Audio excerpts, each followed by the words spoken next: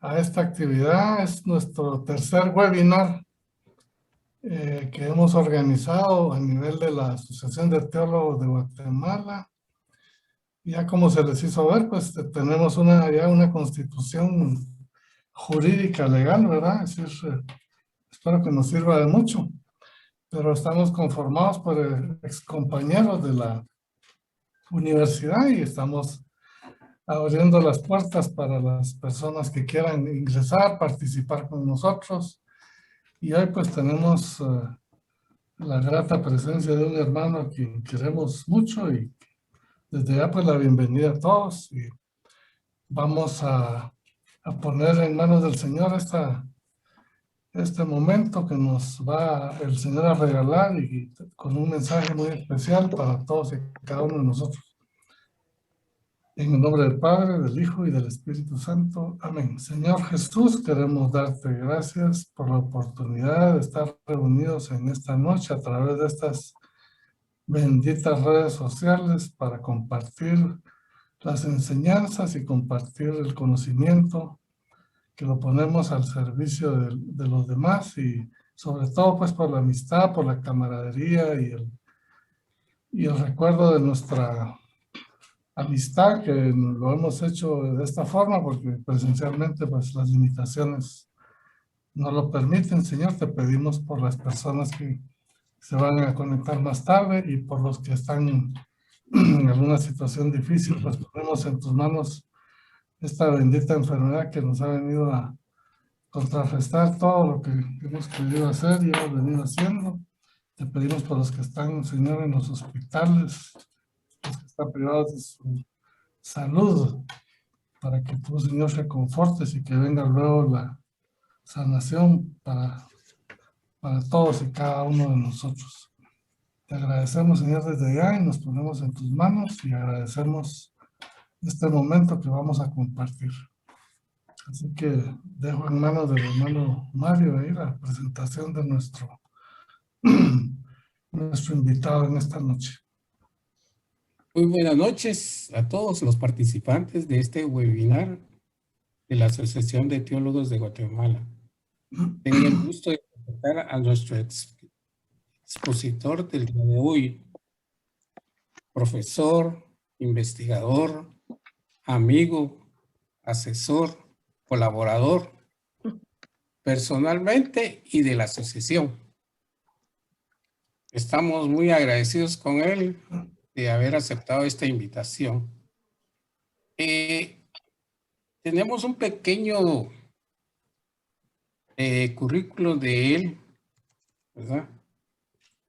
Ha sido vicedecano de la Facultad de Teología de la Universidad Rafael Landívar, secretario adjunto de la Conferencia Episcopal de Guatemala, asesor de procesos pastorales en distintas diócesis de Guatemala, escritor y editor de publicaciones diversas sobre temas eclesiales y para el Secretariado Episcopal de América Central, SEDAG.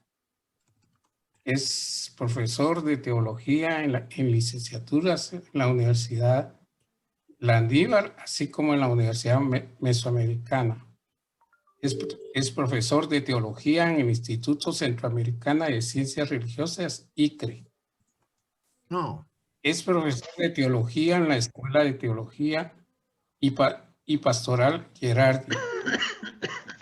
Hermano Santiago, le damos la cordial bienvenida a usted y estamos a la espera de ese conocimiento que usted siempre nos ha enseñado. El tiempo es suyo, hermano Santiago. Gracias. Gracias a ti, Mario, y gracias a todas las personas, amigas y amigos que hoy pues nos encontramos reunidos por este medio. El tema para mí pues no es por un lado tan fácil y por otro lado tampoco es que ustedes no lo puedan realizar cada uno, porque ya todos ustedes han seguido los cursos de teología y lógicamente el colocarse, el posicionarse en uno de los evangelios para intuir, descubrir, descifrar, acompañar a ese pedagogo que llamamos Jesús, de alguna manera creo que están suficientemente capacitados. Entonces, yo voy a hacer un pequeño recorrido introductorio, porque aquí hay 3 pedagogos. Ciertamente ustedes me han pedido cuál es la pedagogía de Jesús para llegar a su pueblo. Esa es una realidad. El segundo pedagogo es la persona o las personas o la comunidad que escribió el Evangelio o uno de los evangelios y nos ha heredado esta buena noticia en un texto que hoy proclamamos de múltiples maneras o podemos leer. Este es el segundo. Y un tercero somos nosotros, que leemos desde nuestra realidad. Hoy en la mañana yo estaba con los presbíteros aquí de la arquidiócesis, un sector, y yo les hablaba del contexto en el cual estamos. Y como la charla era sobre el martirio del padre Hermógenes, yo quise situar la dimensión del martirio en una coyuntura más amplia para abarcar también a los mártires de Quiché, ¿verdad? Esta es la coyuntura. Creo que independientemente de que la Iglesia tenga muchas dificultades, que nosotros como cristianos tengamos muchas dificultades, que escuchemos noticias, por ejemplo, de Alemania, que es ahora la noticia de, bueno, que allí la Iglesia está pues con frentes diversos que llaman la atención para nosotros. Nosotros tenemos mucho que ver con la Iglesia de Alemania, sin duda alguna, porque grandes proyectos de las distintas diócesis de Guatemala tienen que ver con la solidaridad de los cristianos y de los católicos de Alemania por sus organizaciones, tanto Adveniat como Miserior, como Kirchen in Not, varias de ellas, ¿no? Entonces, de alguna manera nos toca de forma cercana los problemas por los que están pasando otras comunidades. Entonces hay como 3 pedagogos, diría yo. Sí, vamos a estudiar un poco la pedagogía de Jesús, pero la pedagogía de Jesús, como él no escribió nada, nos es transmitida por medio de unas comunidades o una persona, y por medio de esa persona nos adentramos en la pedagogía, en el modo de ser, de estar, de presentar, de hablar de Jesús. Vamos a hacerlo. Yo en un momento dado leí el capítulo 5 del Evangelio de Mateo, después leí el capítulo 10, después el 18, y dije, bueno, voy a dejar el Evangelio de Mateo. Hay otros especialistas. El padre Prudencio, por ejemplo, es un especialista en el Evangelio de Mateo. Y me circunscribí al Evangelio de Marcos. Claro que esto significa ser una opción de lectura, y definitivamente que al circunscribirnos al Evangelio de Marcos, pues tenemos las limitaciones que también ese autor de una comunidad sumamente interesante nos presenta. Les voy a mandar una hojita, creo que la tienen ahí, Óscar creo que se la va a colocar en la pantalla y podemos irnos en un momento dado, podemos seguir. ¿Será posible, Óscar, que podamos seguir en la pantalla abierta el texto? Me dice que sí, Claro, entonces claro, con todo gusto, ahorita te creo que la proyectamos. es una pequeña introducción y bueno, yo creo que ustedes pueden intervenir, pueden tomar nota, pueden ver si están de acuerdo o no. Ahí todavía no vemos nada. Nos Quedé está como pasando, fuera de foco. nos está pasando lo del ciego, ¿verdad? Sí, Y está qué fuera de, raro. Vamos a ver. está fuera de foco. Pero no tenés, A ver si ¿Lo Oscar ven ahí? nos ¿Lo ven ahí? coloca, está borroso. nos lo enfoca. Está borroso. ¿Pero Ajá. por qué? No se ve claro. 15 minutos de haber empezado. Se supone que está proyectado bien. Vamos a verlo otra vez. Auméntale ahí la Ahorita vamos a ver, sí. Esta el vez, tamaño, sí.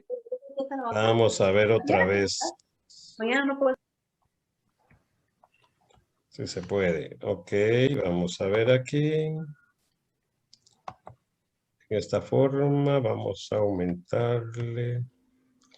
Vista, herramienta, pescar. Aquí estamos, no, estamos.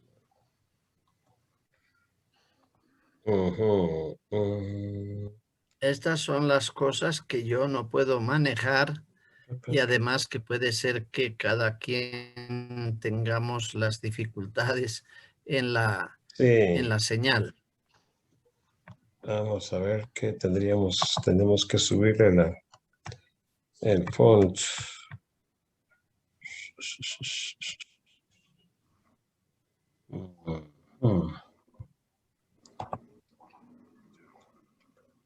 Bueno, si no, Sí, vamos a ver. Sugiero que lo ponga solo en una página para que se logre visualizar mejor. No proyectar las dos, sino solo una. no proyectarlo en dos ahí, pero tampoco nos... Pero tampoco nos funciona esto. Vamos a ver dónde está. Bueno, Y también podría ser que ponga todas las letras en negrías. Así se visualiza. Vamos a ver porque salta, no herramientas. Tampoco. Vamos a ver aquí tal vez. ¿La ve mejor? ¿Y si le subes el tamaño a la fuente? Estoy haciendo eso. ¿Lo ven? Ahí está mejor. Se ve mejor. Ahora sí. bueno, Ahí ya se visualiza. Ok. bueno, y podemos leer algo. Yo voy a leer, ustedes después se lo puede mandar Oscar a sus Claro. respectivos correos y pueden tenerlo como una guía, no es otra cosa. Yo coloco ahí como primer punto que la pedagogía de los discípulos que escribieron los evangelios, los llamados evangelistas, a mí me gusta mucho celebrar cada uno de los evangelistas porque nos dieron la gran posibilidad de conocer a Jesús en 4 dimensiones, diríamos. Y nuestra pedagogía quiere responder a un mismo objetivo, volver a Jesús. Y al asumir este compromiso, tanto en nuestra vida como en nuestra misión, esta actitud nos permite recordar quién era Jesús, dónde nació y cómo se formó para intuir cómo actuaba, cuál era su principal mensaje, cómo se situaba en la realidad de Galilea, donde empezó su misión. Digo, donde empezó su misión en Galilea, pero también donde se formó. Digamos, el sustrato de la pedagogía de Jesús es Galilea. Ahora, el Evangelio de Jesús en Marcos, pues tiene factores que no son de Galilea, sino que pueden ser de Antioquía y pueden ser de Roma. Estamos claros esta diferenciación. Jesús se educó en Galilea, sin duda alguna.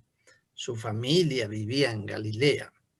Galilea no es grande, por tanto podían tener conocimiento desde Nazaret a Séforis y a otras, y a los pueblos en torno al lago de Tiberíades. Ese es como la universidad de Jesús. 2. Con el ansia de ver a Jesús. Este es un texto no tanto de Marcos, pero sí de Juan, pero bueno, nos ayuda. Los primeros discípulos nos enseñaron a ver a Jesús y nosotros ayudamos a otros a reconocer a Jesús con el fin de construir la comunidad del resucitado. Esto es importante. A veces los teólogos se han preguntado si Jesús quiso fundar la iglesia. Yo lo expongo así, con el fin. Jesús quería una comunidad y esa comunidad tuvo como esos impulsos, tanto el ver a Jesús, el estar con Jesús, el reconocer a Jesús. Ahí se forja la comunidad. Ahora le voy a pedir todavía a Óscar un esfuerzo más. Hay unas fuentes que me gustaría mostrarles. Cuando las tengas en posibilidad, me dices y trabajamos eso, ¿verdad? Son en qué me he fundamentado yo para que hoy podamos trabajar este tema. Bueno. Ahí miren, hay todo el Evangelio de Marcos está en una dimensión de escritura que es la narración. Marcos narra y narra lo que sucedía a Jesús y a la comunidad de Jesús. Y narra desde muchos años antes. Este libro de Dolores Alexander es un libro precioso, ya tiene muchos años, pero puede hacerles mucho beneficio. Sigamos con el siguiente. Este es un libro más técnico, lo uso en esto que les estoy exponiendo, los evangelios sinópticos y los hechos de los apóstoles, sobre todo para el caso de Marcos, utilizo, creo que es un belga, Jean Radermarkers, no sé si así es, si es belga sajón o es belga francés, pero es, digamos, es de una claridad meridiana su exposición en este libro. ¿Seguimos?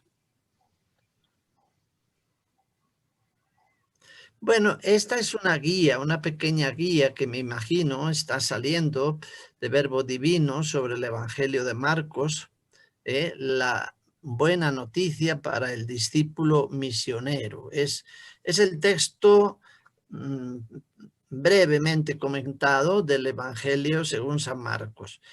Es bonito tenerlo así, solamente en un folleto, el Evangelio de Marcos. ¿Seguimos? Bueno, este es uno de los textos para mí más queridos, no solo porque conozco al autor, Juan José Bartolomé, un salesiano biblista, que ha escrito bastante sobre todos los evangelistas, sobre el Nuevo Testamento y en especial sobre el Evangelio de Marcos, y dice el subtítulo, un manual de formación para el seguimiento de Jesús. Es realmente bello, divide un poco el Evangelio entre la dimensión geográfica de Galilea y la comunidad, en Galilea, Jesús en Galilea, y después la otra dimensión, Jesús subiendo a Jerusalén.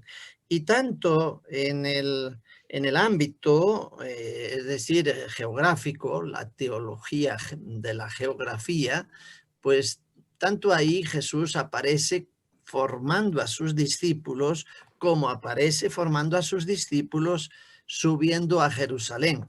Y hay tantas contradicciones, tanto en Galilea como cuando suben a Jerusalén y la oposición que encuentra en sus mismos discípulos de subir a Jerusalén, porque saben que el proyecto que cada discípulo tenía en su cabeza de lo que Jesús estaba proponiendo podía fracasar. Aparentemente fracasó en la cruz. Otro de los textos.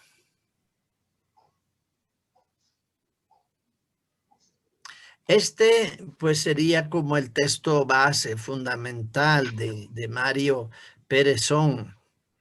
Es un texto muy bello. La pedagogía de Jesús, maestro carismático popular. Sobre Mario Perezón hay varias cosas escritas y que se pueden encontrar en internet. No sé si este libro se puede encontrar en internet. Mario Perezón, que trabajaba en Colombia, en Sudamérica, falleció hace 2 años, en el 2000, en abril del 2019. Se nos fue, pero dejó un patrimonio sobre la pedagogía de Jesús en esta dimensión, que tal vez es lo que me han pedido en esta charla. ¿Seguimos?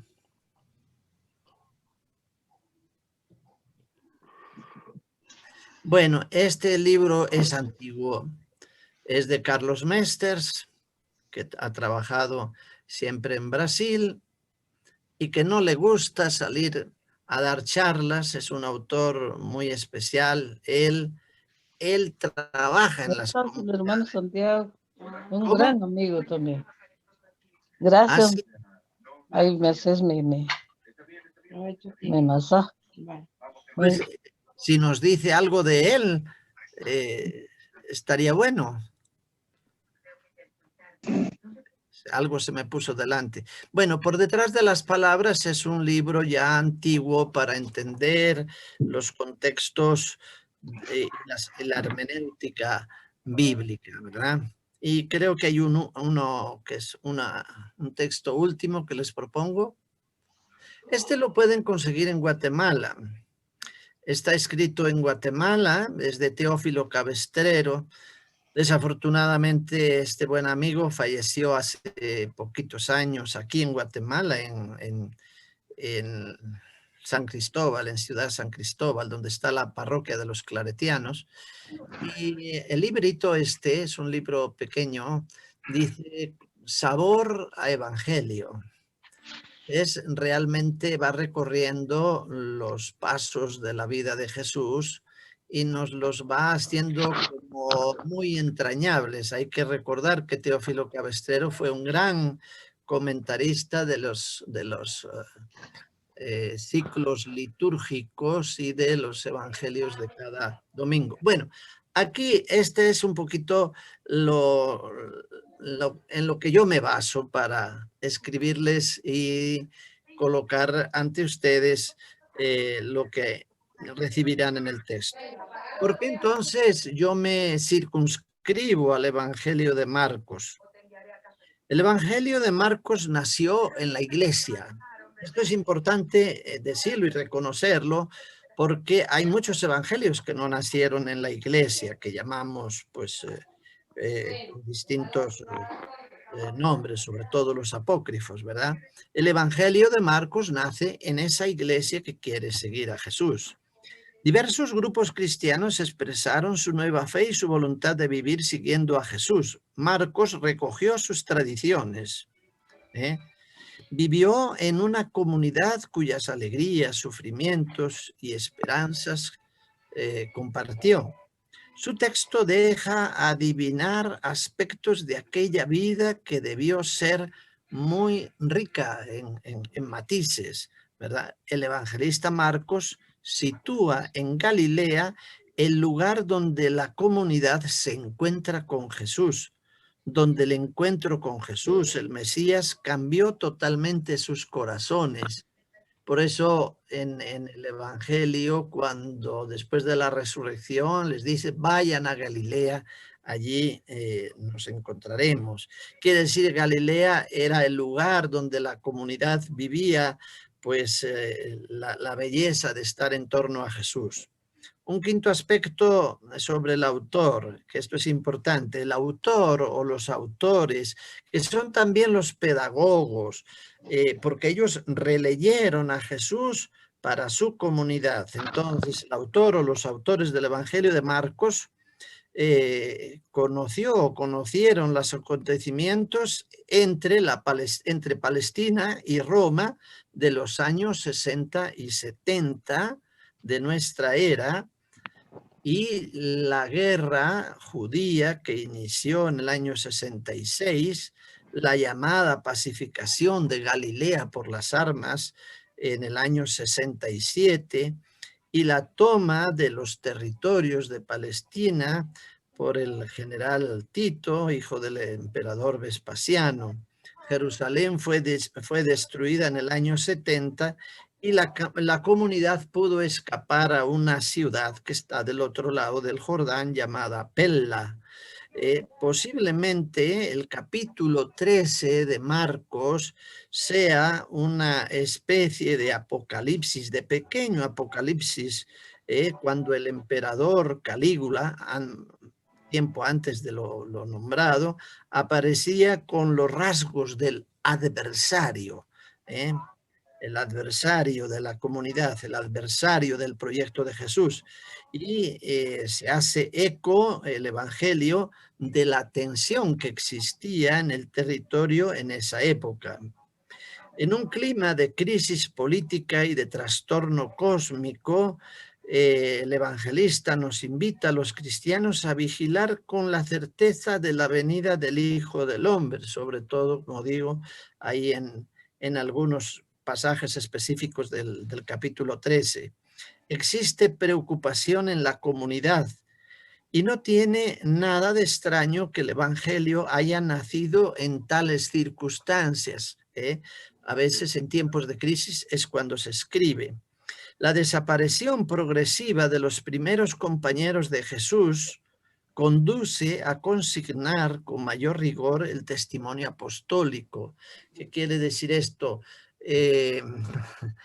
Los discípulos de Jesús hacia el año 30 ya tenían una cierta edad para el momento de la muerte de Jesús. Por tanto, cuando está situado este evangelio ya deberían ser ancianos. Una persona que en aquel tiempo tuviera 60 años era realmente un anciano en aquellos años, ¿verdad? Un grupo que experimenta una crisis profunda se remonta casi espontáneamente a sus orígenes. En este caso, al ministerio de Jesús y al comienzo del Evangelio. ¿Cómo comenzó aquello? Y empiezan a hablar, a platicar. Posiblemente esto lo hacían en las celebraciones, en las reuniones. Cuando sobre un grupo pesan amenazas exteriores e interiores, se deja sentir la necesidad de coherencia. Las tradiciones aisladas resultan a veces insuficientes. La comunidad de Marcos vivirá al escribir su propia historia. Fíjense bien esta frase. La comunidad de Marcos vivirá al escribir su propia historia. Su texto es una oportunidad de sobrevivencia o de supervivencia. Creo que esto pasa en todos los ámbitos. Hay que ganar la historia escribiéndola cuando los tiempos se nos van. Un sexto punto, bueno, ¿y este evangelio cómo fue escrito? No lo sabemos bien, pero dice ahí en el texto se puede adivinar una tradición de recuerdos referidos a Pedro. Pasajes con matiz semítico, de la lengua semítica, una lengua que se hablaba. Jesús no hablaba el hebreo, Jesús hablaba la lengua aramea, ¿verdad? Entonces, ese carácter arameo, aunque el Evangelio no tuvo arameo. Eso por un lado. Por otro lado, también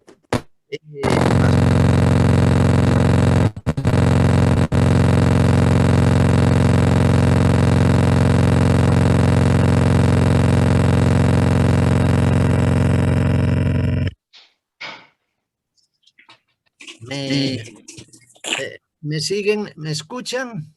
Muy bien.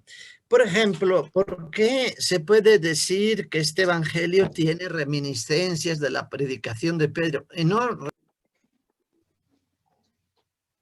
Perdón, Santiago, creo que te bloqueé tu micrófono.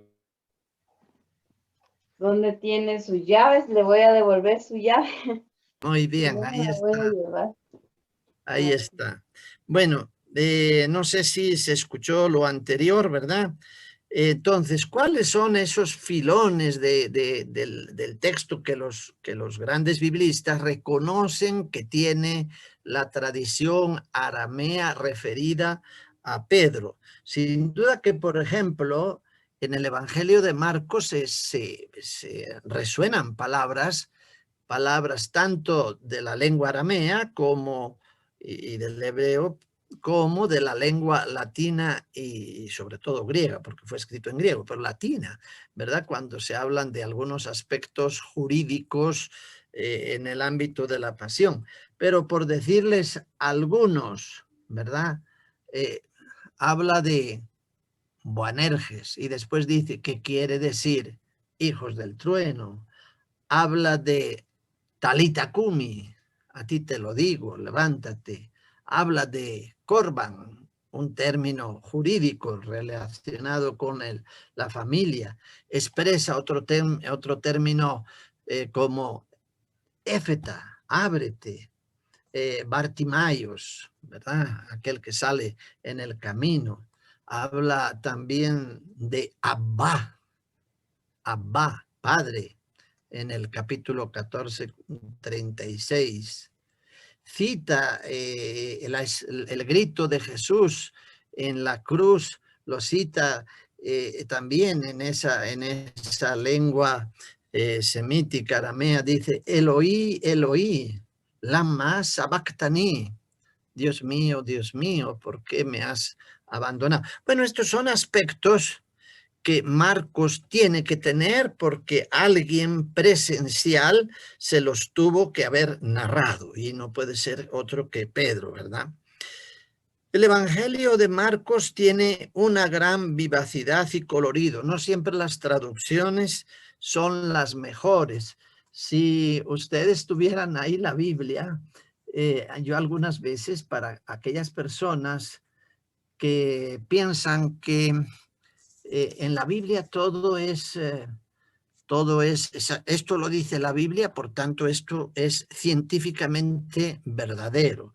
Bueno, pues Marcos no era una persona que se preocupara mucho a veces por aspectos, digamos así, objetivos, y sobre todo cuando se trata de la historia.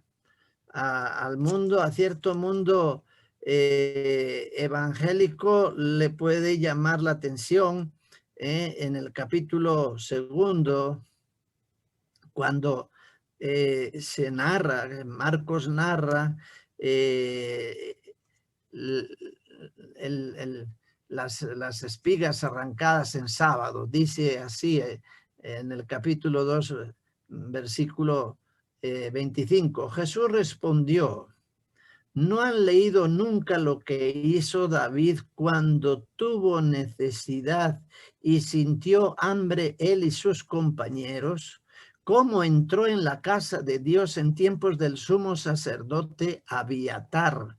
Comió de los panes de las ofrendas que solo a los sacerdotes les estaba permitido comer y dio también a quienes lo acompañaban. Bueno, cuando leemos esto, pues nos quedamos tan tranquilos, pero cuando vamos a la historia cambia, porque no era en tiempos del sumo sacerdote Abiatar. En el primer libro de Samuel, en el capítulo 21, no habla de Abiatar, sino de su padre, Ahimelech. Si tú le dices esto a alguien, pero aquí ¿quién se confundió? ¿Jesús o Marcos? Nosotros no, ¿verdad? En este caso nosotros no. ¿Quién se confundió? ¿Jesús? ¿Marcos? Sencillamente hay que decir A Marcos le importaba poco escribir los datos históricos así, tal cual. O sea, en Marcos pueden encontrarse ciertos errores de este tipo.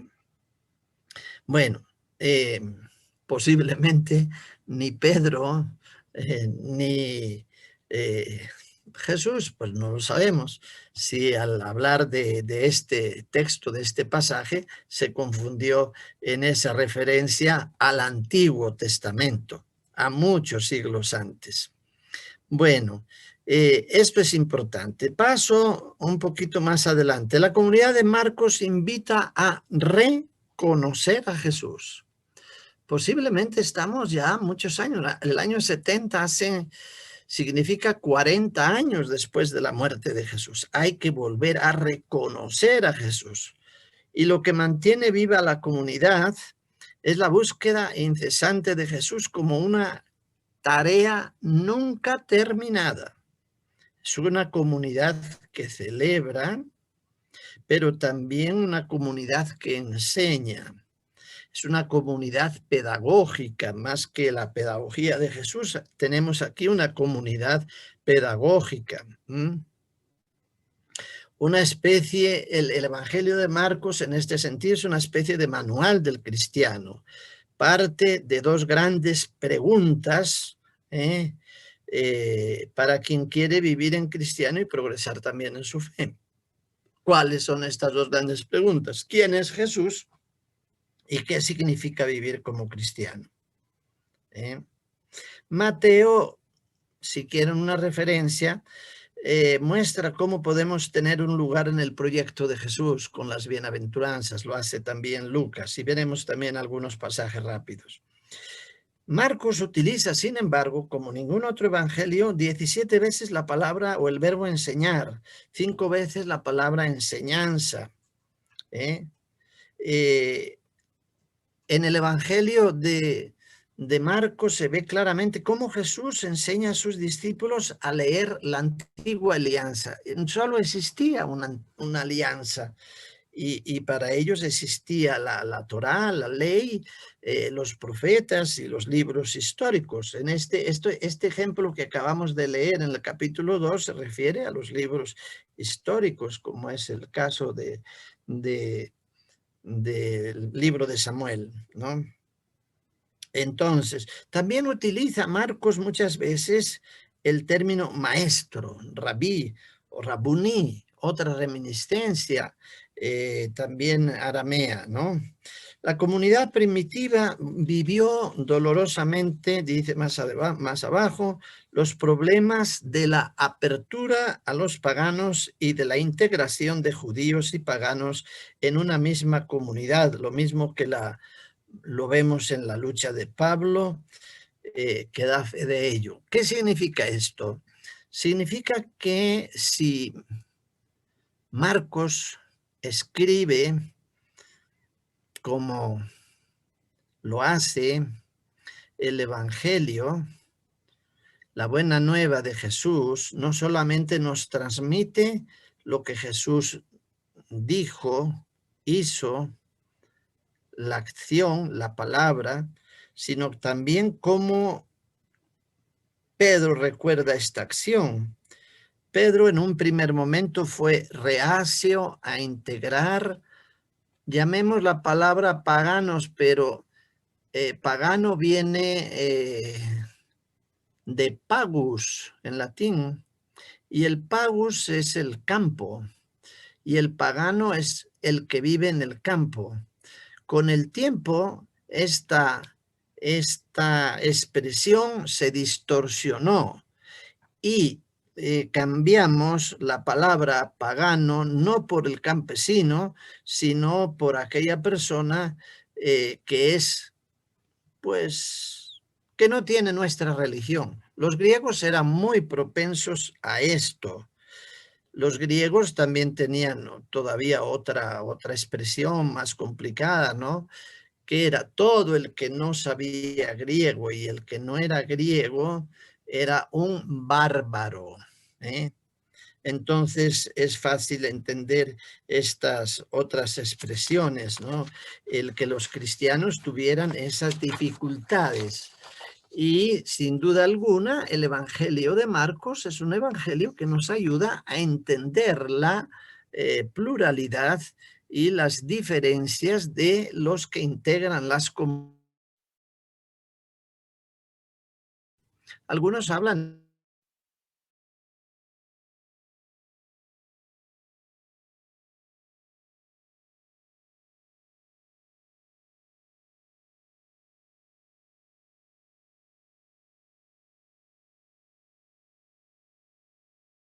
comportamiento mismo de Jesús. Una muchedumbre de todas las regiones acudió a ver a Jesús, dice en el capítulo 3. Ahora vamos a ir un poquito más a este punto. Y se territorio pagano, dice más adelante, tanto a judíos como a no judíos, se dice en el capítulo 8. Ofreció el signo de los panes para que todos pudiéramos comer del mismo pan y no hubiera diferencias entre unos y otros. Entre los dos relatos de la multiplicación de los panes, que aparece 2 veces en Marcos, Jesús se distancia de las tradiciones judías y acepta la fe de una sirofenicia. Estamos en lugar pagano. Y ahora sí voy a leer. Voy a ir al capítulo 7, capítulo 7 y versículo 24, y dice, fíjense bien, aquí se muestra claramente en la práctica la pedagogía de Jesús para mostrar a los discípulos ciertas dimensiones del proyecto que él quería, el proyecto del reino de Dios. Tiene que dejar su territorio, su tierra, el ámbito donde se había criado, e ir a tierra de paganos. Y en tierra de paganos le sucede esto. Dice, salió de allí y se fue al territorio de Tiro y Sidón. Entró en una casa y no quería que nadie lo supiera, pero no logró pasar desapercibido. Esto es un poquito la retórica tan bella del Evangelio de Marcos. Una mujer, fíjense bien, primera cosa, una mujer cuya hija estaba poseída por un espíritu impuro, oyó hablar de él e inmediatamente vino y se postró a sus pies. Es interesante este pasaje. Yo creo que los discípulos, al ver esta imagen, no necesitaban muchas palabras para aprender, para intuir la praxis de Jesús. Sencillamente los gestos de Jesús lo decían todo. Se postró a sus pies. La mujer, dice, en mi Biblia dice, era pagana. Habría que ver otros textos. Y Sirofenicia. Ciro, de Siria, y fenicios. Fenicios viene de filisteos, palestinos. Fenicios, filisteos, palestinos. Y hoy hablamos de judíos y de palestinos, todavía seguimos hablando. Ciro Fenicia, de origen, le suplicaba que expulsara de su hija al demonio. Bueno, aquí habría que entrar en un término ya doctrinal que significaba en ese momento demonio. Jesús le dijo, fíjense bien, esto sí lo escucharon los discípulos y era importante para Jesús mostrar que él era judío. Deja que primero, es duro este pasaje, deja que primero se sacien los hijos, pues no está bien tomar el pan de los hijos para echárselo a los perritos. Esto es terrible. Hoy diríamos increíble que de los labios de Jesús haya salido una expresión como esta. Ahora, ¿qué dirían los discípulos de Jesús que estaban con él? Muy bien, Jesús, has hecho muy bien, lo has bordado. Pero aquí viene la palabra de la mujer. Ella le respondió, fíjense con qué humildad porque ella tiene un objetivo que es distinto al de Jesús. Es cierto, Señor, pero también los perritos debajo de la mesa comen las migajas que tiran los niños. Jesús quedó desarmado aquí, porque la sabiduría de esta mujer le sobrepasa. Me imagino que Jesús miraría a sus quedaron como atónitos, ¿no? Ante esta respuesta de la mujer. Y lo ratifica Jesús. Entonces Jesús le contestó, vete, por lo que has dicho, el demonio ha salido de tu hija. Esta mujer dice, al llegar a su casa, encontró a la niña acostada en la cama y el demonio ya había salido de ella. Bueno, dejemos ahora el tema del demonio, pero veamos el gesto, cómo educa Jesús a sus discípulos. Los educa en hechos concretos, los lleva a una escuela distinta, que es la tierra de paganos, es decir, se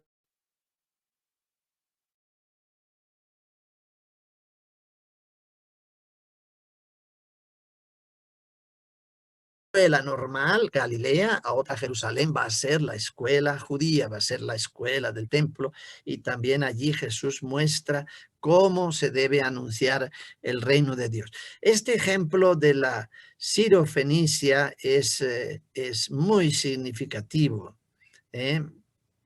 y muestra que la comunidad de Marcos se vuelve pues con gran decisión al mundo de, llamémosle así, de los paganos, y se separa de las instituciones judías. Tomar distancia de las instituciones judías también era un ejemplo explícito para los discípulos. No está de más decir que no era fácil para los discípulos aprender. Lo vamos a ver cuando lleguemos a los relatos de la pasión, donde tienen tantas dudas, miedo, estupor, etc. Ese es un punto importante de la pedagogía de Jesús. Es decir, que los discípulos vean, que los discípulos escuchen, que los discípulos sepan diferenciar los lugares donde se pronuncian las palabras y en torno a quienes se pronuncian esas palabras. Entonces, aquí, al llegar a este punto, creo que hemos topado con uno de los aspectos más bellos del Evangelio de Marcos, de cómo va educando a los discípulos. Les dije al principio que Marcos nos coloca como en dos escenarios grandes. Un escenario es Galilea, otro escenario es Judea. En medio queda Samaria. ¿Por qué Samaria tiene mala fama? Bueno, yo voy a darles una lectura que tengo pues también de ver en autores muy... Miren, ustedes recuerdan un poquito la historia del pueblo de Israel. Israel, después de David y Salomón, se dividió en dos reinos, el reino del norte, el reino del sur. El reino del norte fue sacudido por los pueblos del entorno y fue eliminado. El reino del sur fue eliminado también por los babilonios, entraron en Judea y se llevaron a la gente rica, a la gente pudiente, a la gente más preparada, a la gente que tenía posibilidades, se los llevaron a Nínive, perdón, a Babilonia. En este aspecto es interesante cómo Jesús habla. Si nosotros no sabemos este aspecto, nos podemos quedar viendo mariposas en cualquier lugar. ¿Quiénes se quedan en el territorio? Se quedan mujeres, se quedan niños. Los niños estaban en la escala más baja del mundo social. La mujer también estaba en los puestos más bajos. Iban los varones. Muchos de estos varones consiguieron hacerse con su familia allá en Babilonia. Y muchos de los que eran ocupantes de soldados, etcétera, tomaron por mujeres a las que vivían en la tierra de Palestina. En este sentido, Samaria no era bien aceptada porque era el lugar donde mayormente se dio el mestizaje entre ese mundo oriental babilónico y este mundo más mediterráneo, que no solamente era el judío y el hebreo, sino también era el filisteo y el de todos los pueblos que estaban en esa zona. Y por tanto, para los judíos de aquel tiempo, estas personas eran paganas y eran despreciables. Entonces, bueno, aquí Marcos lo refiere de alguna manera, pero el que mejor nos lo presenta es el Evangelio de Juan cuando tiene aquel encuentro con la samaritana en el capítulo 4. Como tú, siendo judío, me pides de beber, a mí que soy samaritana. Bueno, esto es un paréntesis para decir y distinguir bien los lugares de enseñanza de Jesús. Galilea, el mundo pagano, Samaria y Judea. Son como las escuelas, diríamos, son las escuelas donde Jesús les comunica su sabiduría y también su praxis, lo que él hace. Cuando tomamos el Evangelio de Marcos, vemos que al principio Jesús causa admiración. Desde el bautismo, tú eres mi hijo amado, en ti me complazco. Después pasa por el desierto, pero dice más adelante en el capítulo 1, 28, pronto se extendió su fama por todas partes, en toda la región de Galilea. La población entera se agolpaba a la puerta. Son expresiones muy propias, muy significativas de Marcos. Tan es así que Jesús tenía que buscar lugares solitarios para orar. Y los discípulos le decían, pero ¿por qué te fuiste en la noche a orar? Todos te buscan. Que andas en otras historias. Y también más adelante se dice en el capítulo 2, jamás habíamos visto una cosa semejante con este hombre. Pero las dificultades empiezan en el capítulo 3, en el primer bloque, en el 3:6 se habla, y después de un milagro, dice, y cuando salieron los fariseos se pusieron de acuerdo con los herodianos para planear el modo de acabar con él. Este es un texto complicadito porque los herodianos y los fariseos eran enemigos a muerte. Nada que ver. Y Marcos coloca aquí como que estuvieran de acuerdo y muy bien avenidos para estar contra Jesús. O sea, de aquella admiración a la lucha. Y este va a ser todo digamos, la vida de Jesús en Galilea, que se radicaliza cuando empieza la subida a Jerusalén. En este camino de Galilea, pues Jesús comparte con ellos muchas cosas. Por ejemplo, el tema del lago. El lago era una referencia porque estaba cerca. Y lógicamente el hecho de que muchas veces estén en el lago, en la barca, y los discípulos tengan gran miedo, pues viene a decir más o menos, miren, la iglesia es así. La iglesia sin Jesús es una iglesia que no puede soportar la realidad de este mundo. Una iglesia sin Jesús no es iglesia, ¿verdad? Cuando Jesús calma la tempestad. Y ellos responden, ¿quién es este que hasta el viento y el lago le obedecen? En esta primera parte del Evangelio de Marcos todo es como admiración hasta cierto punto y contradicción, las dos cosas, la lucha que la Iglesia tiene que mantener. Esta es una forma pedagógica de Jesús, del que escribe el Evangelio, puede ser.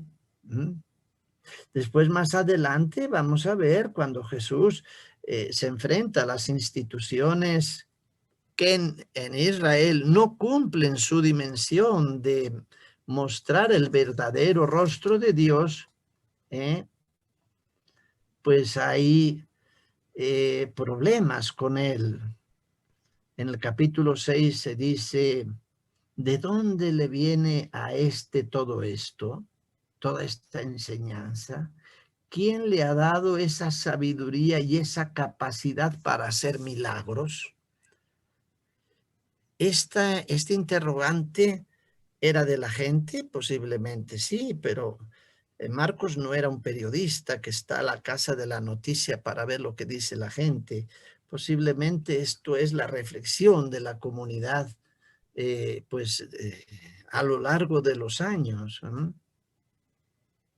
Y sin embargo, como Jesús era un Galileo, de Galilea no puede venir nada bueno, Jesús llega a decir, y esto lo escuchan sus discípulos, dice, un profeta solo es despreciado en su tierra, entre sus parientes y entre los suyos. Aquí es un texto que va después de una referencia a su familia. Y sin duda alguna, Jesús les está mostrando pedagógicamente a los discípulos que la cercanía a Jesús o la cercanía que Jesús muestra al reino de Dios no viene por derechos familiares, de herencia familiar, sino por el hecho, ni por la sangre, sino porque realmente la familia de Jesús es de otra dimensión, ¿verdad? Bueno, después hay otra narración preciosa, que es la que nos la coloca Marcos, que es la muerte de Juan Bautista, etcétera. Corro un poquito para no... y después empieza en el capítulo, al principio, al final del capítulo 8, se plantea, ¿quién dice la gente que soy yo?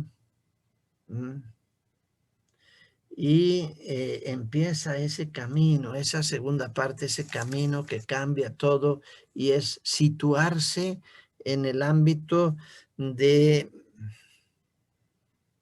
la subida a Jerusalén. ¿Por qué no nos quedamos quietos aquí donde estamos? Hubieran dicho los discípulos. ¿Por qué no hacemos de tu misión una misión solo en Galilea? ¿Por qué ir hasta Jerusalén? Y con mucha frecuencia Jesús tiene que corregirles y corregirles cada vez más fuerte hasta llegar al punto de llamar a Pedro, apártate de mí, Satanás, ¿verdad? Por ejemplo, tiene que decirles, bueno, ya hemos visto cómo Jesús se expresó ante la mujer, pero en este camino habla sobre el matrimonio, habla sobre los niños, dejen que los niños vengan a mí, de los que son como ellos, es el reino de Dios. Digamos, estos son aspectos pedagógicos. Un poquito más adelante habla, bueno, y en la política, en los que mandan. ¿Cómo tienen ustedes, cómo tiene que situarse la comunidad cristiana en medio de los que tienen el poder? Si es cierto que el capítulo 13 era un pequeño apocalipsis y todavía no hemos llegado a ese capítulo, ¿cómo tienen que situarse la comunidad cristiana de Marcos ante el poder?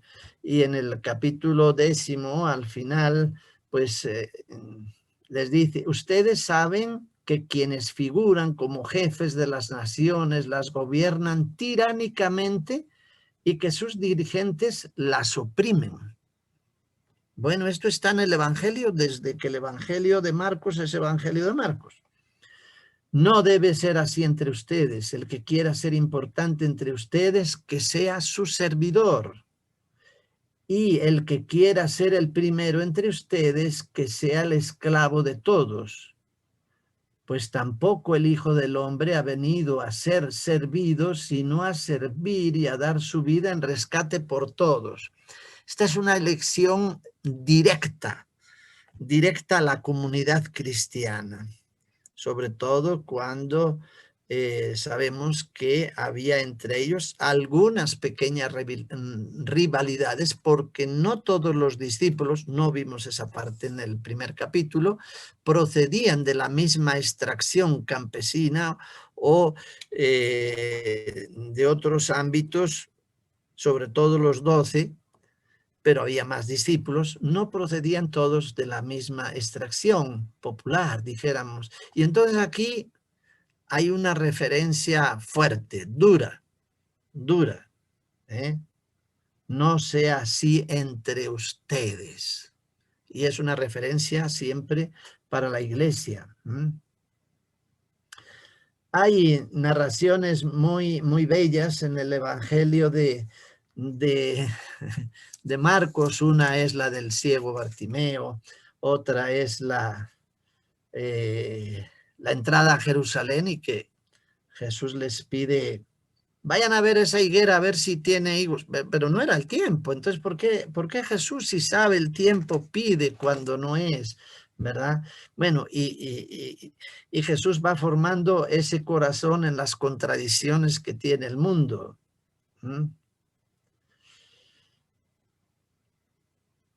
Hay también aquí, cuando se van acercando a Jerusalén, bueno, en Jerusalén se dio el crimen de Juan el Bautista. Entonces en los discípulos empieza a haber miedo. Es la iglesia que tiene miedo, ¿no?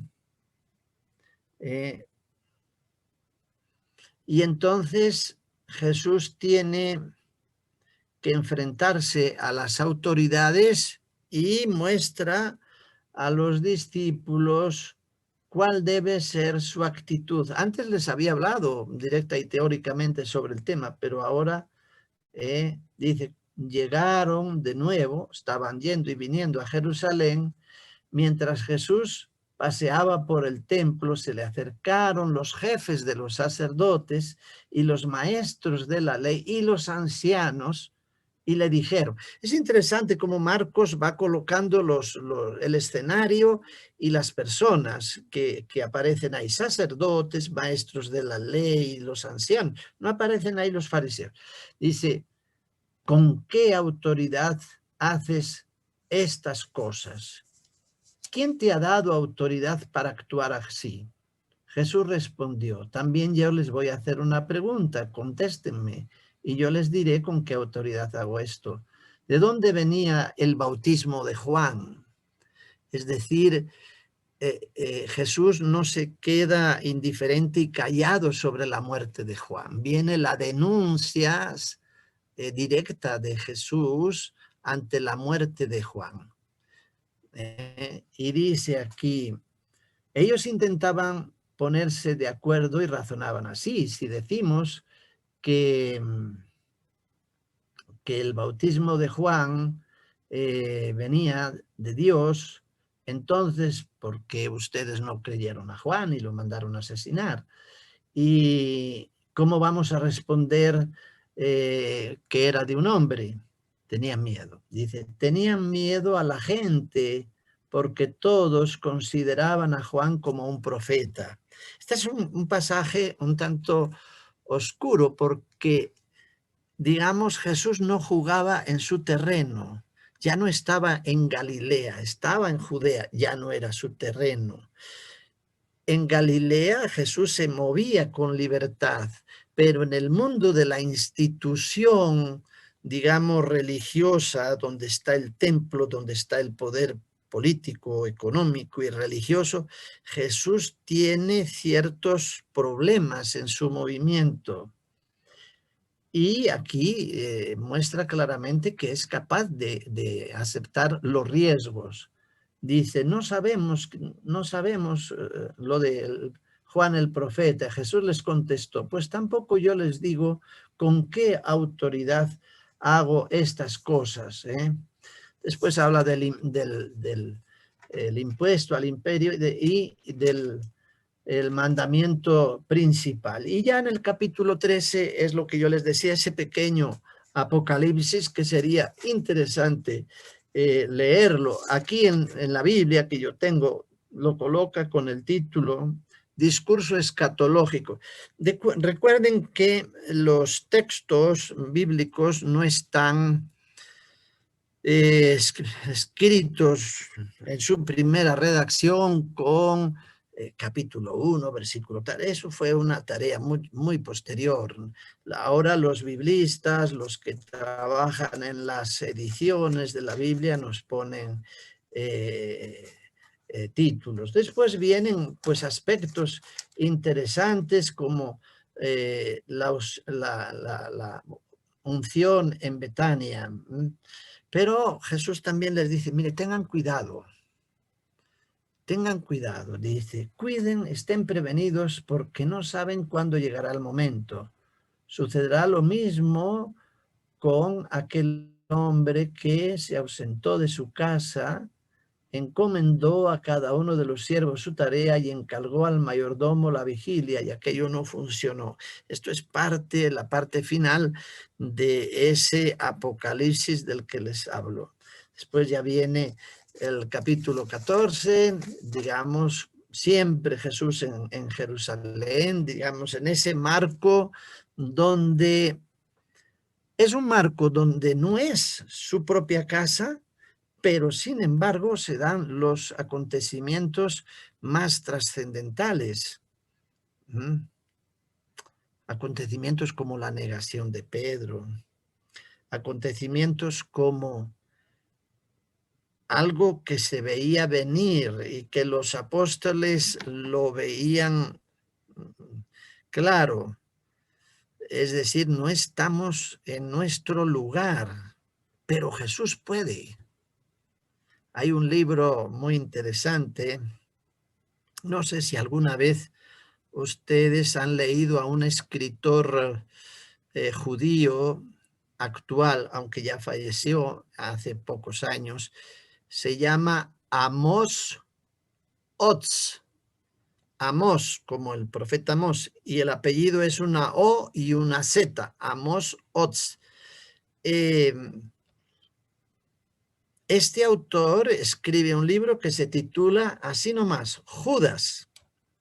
Es una belleza leerlo porque combina, digamos, el trasfondo mitológico sobre Judas en el Evangelio con el hecho de la creación del Estado de Israel en el año 48 y la lucha que tuvo su propio padre, esto es histórico, contra Ben Gurión, que al final fue el que proclamó el Estado de Israel, un Estado que fue, algunos dicen que el primero que aprobó la creación del Estado de Israel fue Guatemala, de nada hubiera servido. Quienes aprobaron digamos, la creación del Estado de Israel fueron dos potencias ganadoras de la Segunda Guerra Mundial, que eran Estados Unidos y Rusia. Si no hubiera sido eso, de nada hubiera servido. Pero bueno, a veces en Guatemala dice el primer país y ahora aparecen banderitas por ahí, bandera de Guatemala, bandera de Israel, que eso es una total tontería y despropósito. Pero bueno, dejémoslo. Esto viene al respecto de lo que estábamos aquí hablando. Pero si tienen la oportunidad de leer ese libro de Amos Oz que se titula Judas, es una preciosidad. Bueno, a mí me entretuvo mucho. Bien, y después viene toda la narración de la pasión. ¿Qué decir? ¿Qué decir en este sentido? Jesús, la pedagogía de Jesús es enseña caminando con la realidad con la que se encuentra. Era un campesino y era un trabajador, por tanto eso era parte de su acervo, digamos, intelectual universitario de Jesús. Esa era su escuela. Jesús hace referencia constante a lo cotidiano, a las semillas, al tiempo, a los perritos, como en el caso de la sirofenicia, a las migajas que quedan en la mesa. Recuerden que la tortilla que comen los judíos es un poquito más grande que la nuestra y un poquito más gorda. Posiblemente puede ser de cebada, podía ser los más ricos de trigo. Jesús muestra que conoce bien la historia de su pueblo. Sabe de las necesidades más sentidas de la gente. Sabe cómo son tratados los niños y los discípulos lo ven. Sabe recolocar el sábado, el pasaje no lo vimos, pero sabe recolocar el sábado. No se hizo el hombre para el sábado, sino el sábado para el hombre. Y cura en la sinagoga a un paralítico. Eso lo ven los discípulos. Es bonito analizar ese pasaje del capítulo 2 de San Marcos. Y sobre todo... Perdón, Santiago, tu micrófono se apagó y creo que estamos en tiempo. Estamos en tiempo, entonces termino. Y lo que ven los discípulos es que sabe acercarse a cada discípulo de una manera particular. Ciertamente que hay 3 discípulos que parece ser que en el fondo son las personas que más le acompañan. Pedro, Santiago y Juan, aunque después en la iglesia primitiva aparece un Santiago, el hermano del Señor, que nada tiene que ver con Santiago, el hermano de Juan. A esto yo añadiría que para ustedes, ¿cómo pueden hacer ustedes? No hace falta que su trabajo sea en torno a un evangelio. Lo pueden hacer con Lucas, lo pueden hacer con Mateo. Mateo, que es el evangelio de la iglesia por antonomasia, sino que lo pueden hacer combinado. Porque es interesante, por ejemplo, colocar también a Jesús con la parábola del samaritano, Jesús y la parábola del Padre Bueno, Jesús ante la presencia de la samaritana que les dije antes en el Evangelio de Juan, en capítulo 4. Son aspectos que nos muestran la forma de ser, de proceder y de entender Jesús cómo debe ser anunciado el reino de Dios. Bueno, yo aquí me quedaría. Lo que en el fondo al final dice Marcos es que el tiempo de la iglesia es un tiempo difícil. Es un tiempo difícil y nos tenemos que preparar. Y yo me pregunto cuándo ha habido un tiempo de la iglesia fácil, ¿no? De las comunidades fácil, ¿verdad?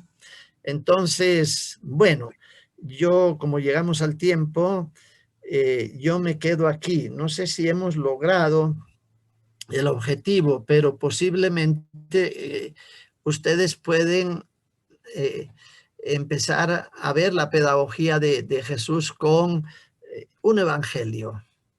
Me llamó la atención hace unos cuantos años en el proceso pastoral que sigue en la parte de oriente de Guatemala, una vez que llegué a Los Amates, allá con una familia amiga, y me encuentro a una señora y estaba pero muy a la casa donde yo iba a quedarme, y le dije, Olguita, ¿y usted qué está haciendo? Dice, estoy escribiendo el Evangelio de San Lucas. Y eso, ya escribí el Evangelio de San Marcos y ahora estoy escribiendo el Evangelio de San Lucas. El padre Luis Mosconi, que ha dirigido las misiones populares, a algunos les ha recomendado, lo recomendaba a todos, pero no todos lo hicieron, escriban a mano el Evangelio. Y ella ya tenía, mire, este es el cuaderno que tengo, en este está San Marcos. escrito de su puño y letra, del puño y letra de Olguita. Y después estaba escribiendo el de San Lucas. Y yo pregunté, Olguita, ¿y eso qué beneficio le trae? Hermano, es increíble de las cosas que uno se da cuenta. Y yo, escuchando el evangelio en la iglesia, ni idea que tenía de todo esto. Es decir, Olguita estaba siendo una evangelista, es decir, una persona que escribe el evangelio sobre el evangelio ya escrito de Marcos o de Lucas. No sé si me doy a explicar las pedagogías, ¿no? Que se pueden entrelazar unas con otras. Ustedes vean si quieren escribir toda la Biblia, yo no me opongo, tampoco se lo aconsejo, ¿verdad? Pero algo del evangelio, escribirlo. Bueno, bueno, sabemos que el tema es bastante grande, extenso. Gracias, hermano Otero, porque has dado una buena visión de lo que nosotros queríamos realmente saber, cómo el Señor nos enseña en cada momento y en cada palabra y en cada versículo de la Biblia, ¿verdad? Es extenso y esperamos tener una segunda actividad. Quizás nos podamos extendernos un poco más o ver otros evangelios. Ahora tenemos unos pocos minutos, ya unos 5 minutos para los que quieran tener un comentario o preguntas. Por favor, solo enciendan su micrófono y háganoslo saber a viva voz.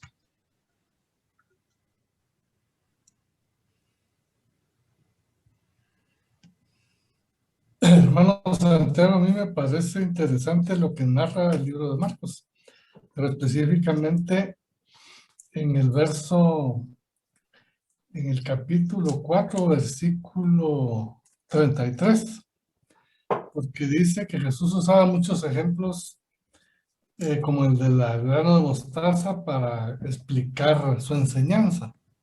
Pero me llama la atención porque dice que él se adaptaba a la capacidad de la gente.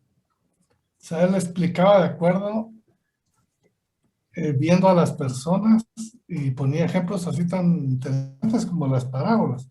Pero de esto lo que más me llama la atención es que dice que todo lo decía por medio de ejemplos, pero a los discípulos se los explicaba todo en privado. ¿Qué quiere decir eso?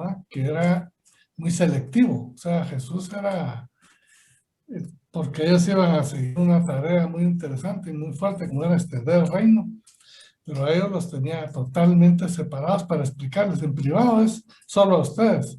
En privado es sentémonos a la mesa juntos, solo los de la foto.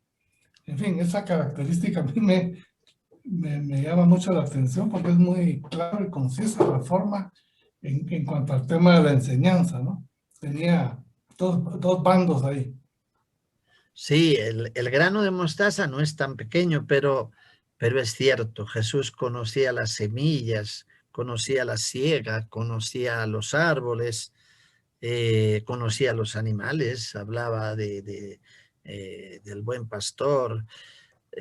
A veces cuando leemos la liturgia, pues salen aspectos agrícolas que a nosotros nos quedan lejos. Yo digo, ¿y cómo se entenderá? Una ocasión, estando en el Liceo Guatemala, traje desde España unas ramas de vid, para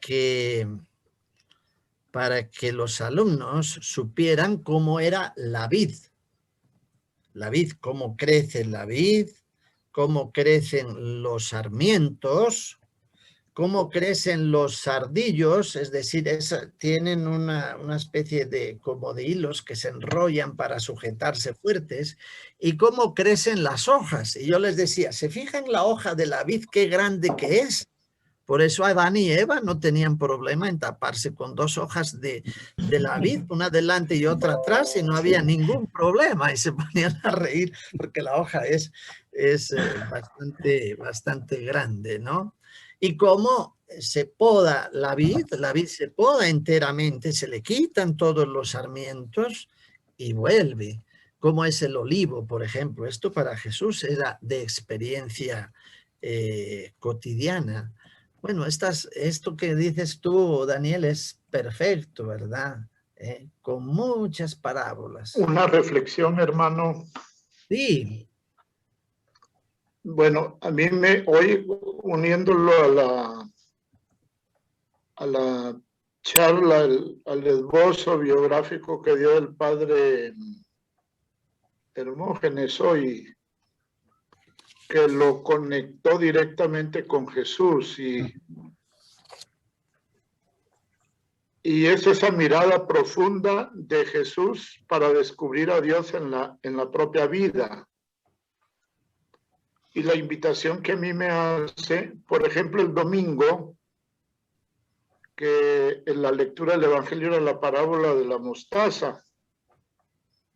Cuando preparaba yo un poco la homilía, yo digo, bueno, yo por ejemplo no conozco la semilla de mostaza y así habrá mucha gente aquí en la capital. Entonces les puse el ejemplo de la semilla de maíz. Cómo 3 semillitas de maíz, frijoles de maíz, dan origen a una planta tan grande, pues, con 3 mazorcas, como entre las 3 como 600 granos, les decía la gente. Y yo creo que me entendieron, porque después me dijeron que ¿verdad? Y la primera parábola es el poder y la fuerza de Dios está en la semilla, no está en... El ser humano actúa al principio cuando siembra y al final cuando cosecha. ¿Me explico? Entonces, yo creo que ese es una retórica literaria, decir, bueno, les explicaba en sola... Claro, los discípulos no le comprendieron a Jesús, pues, ¿verdad? Yo me imagino que a la final, claro, todo el mundo lo traicionó. Entonces, era hacer eso, pero la mirada profunda de Jesús en su propia realidad, porque hablaba de construcción de casas,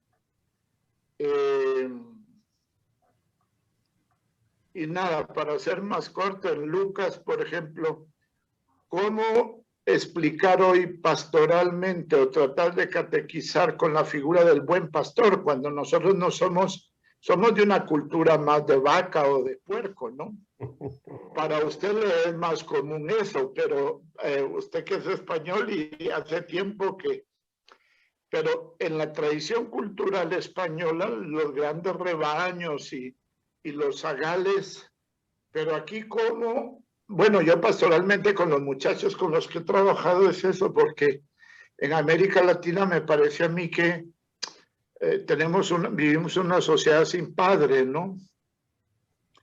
¿Cómo acercar a esa experiencia de un Dios que nos revela a Jesús como padre, pero como con características más de madre que de padre, ¿no? Ternura, cercanía.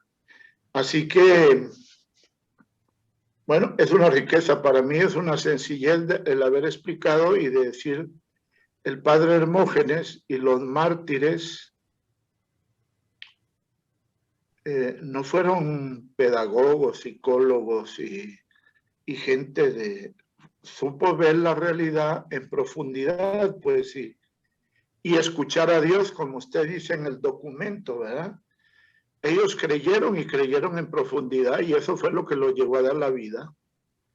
Escucharon a Dios en ese ver profundamente, ¿no? Eso lo uno yo pues a la reunión de hoy en la mañana que usted hacía referencia y donde tuve el gusto de oírlo. Muy bien. Una señal solo.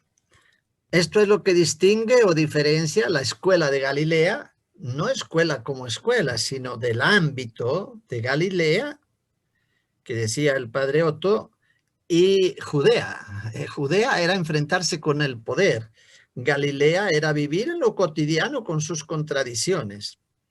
Bueno, yo soy campesino y una de las satisfacciones que yo tengo cuando hablo de estas cosas es que cuando yo iba de pastor con las ovejas, una de las cosas que más me encantaba era cuando una oveja paría, yo tenía que llevar el corderito, porque el corderito no camina, y la oveja iba a mi lado. Yo tenía que bajarle de vez en cuando el corderito para que la oveja lo oliera, que era su hijito, y después ir a entregarlo a la familia de la cual pues la oveja era la dueña de la oveja. Bueno, esas son cosas muy bellas. También hacía otras travesuras, por ejemplo, con los cabritos, después de mamar, yo les enseñaba a embestir con la mano. Yo les ponía la mano en la cabeza y ellos agarraban carrera.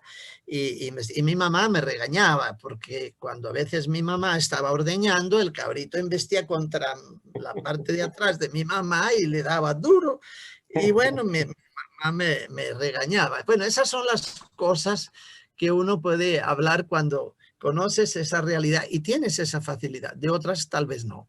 Pero esas son cosas interesantes de la vida campesina, y esto exigirá una pedagogía, una cuarta pedagogía, para poder explicar a niños de ciudades que cuando ven una oveja le tienen miedo, muchas veces. Yo recuerdo una vez que fui allá a Tecpan y había unos corderos y un niñito se metieron unos niñitos, y una niñita algo más atrevida vino una oveja y le dio menos mal que no era carnero, no tenía cuernos, y la tiró y se empezó a llorar. Yo me imagino que habrá pensado ella de las ovejas, ¿verdad? Cosas interesantes. Bien, pero